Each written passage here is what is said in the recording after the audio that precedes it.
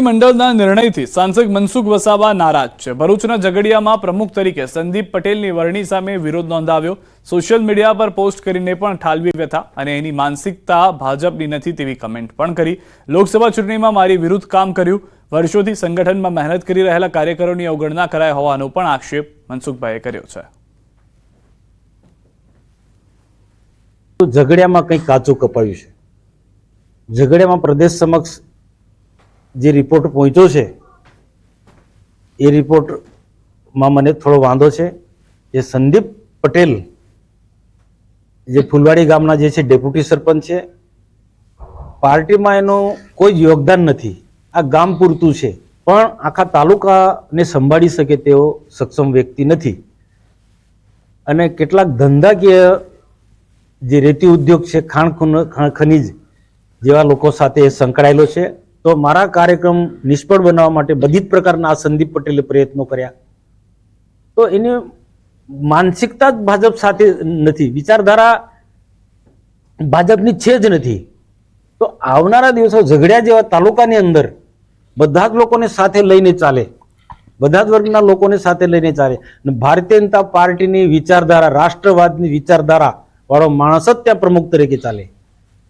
આવા ધંધાકીય રીતના સંકળાયેલો વ્યક્તિ ત્યાં પ્રમુખ નહીં ચાલે। એટલે એની સામે મેં નારાજગી વ્યક્ત કરી છે। અને જો આમાં સ્પષ્ટ કહેવું પડે, બદલે ના બદલે એ પાર્ટીનો વિષય છે, પણ મેં યોગ્ય સમયે પાર્ટીનું ધ્યાન દોરી દીધું છે। નડિયાદ શહેરની વચ્ચોવચ્ચ મોતનો માંચડો, ઘરેલું ગેસમાંથી કમર્શિયલ ગેસની બોટલ ભરવાનું કૌભાંડ, તમામ નિયમો નેવે મૂકી ધમધમી રહ્યું છે કૌભાંડ।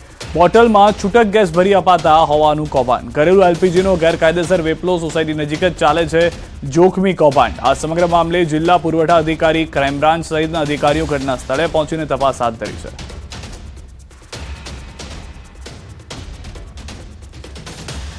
તો દ્રશ્યો આપ જોઈ રહ્યા છો, એક બે નહીં અસંખ્ય બાટલાઓ ત્યાં જોવા મળી રહ્યા છે કે જે આ રીતે ગેરકાનૂની રીતે રિફિલિંગ થતું હતું। કૌભાંડની તંત્રને કેમ જાણ ન થઈ એ સૌથી મોટો સવાલ છે, કારણ કે રહેણાંક વિસ્તાર છે અને તે પણ એવો વિસ્તાર કે જ્યાં આગળ અવરજવર છે। 50થી વધુ બોટલોનું ગોડાઉન ક્યારે બનાવ્યું તેની પણ ધ્યાન નથી। આપ જુઓ દ્રશ્યોમાં અનેક ગેસના બાટલા જોવા મળી રહ્યા છે। કૌભાંડમાં કોની કોની મિલીભગત હતી તેનો સૌથી મોટો સવાલ છે, કારણ કે રહેણાંક વિસ્તારમાં આવું ચાલતું હોય, લોકોને ખ્યાલ હોય, તેમ છતાં પગલાં ન લેવાય, તેને લઈને હાલમાં પરિસ્થિતિ વધુ ખરાબ હોય તેવું લાગી રહ્યું છે। પોલીસે એક તપાસ કરી છે નવરંગ સોસાયટીમાં નડિયાદમાં, અને અહીંયા આવતા આપણાને એલપીજી ગેસ સિલિન્ડર્સ મળી આવ્યા છે। બોથ આપણાને કમર્શિયલ અને જે ડોમેસ્ટિક યુઝ માટેના જે એલપીજી સિલિન્ડર્સ છે એ મળી આવ્યા છે। અને આપણે પૂછ્યું છે જે વ્યક્તિ આ ચલાવતો હતો એની પાસે કોઈ પરવાનો છે નહીં, એટલે ગેરકાયદેસર રીતે ચલાવી રહ્યા હતા। અહીંયા ગેરકાયદેસર રીતે સંગ્રહ કરવામાં આવ્યો છે, બિલકુલ એ ખૂબ જ ગંભીર બાબત છે અને એમાં કાર્યવાહી ચાલુ છે।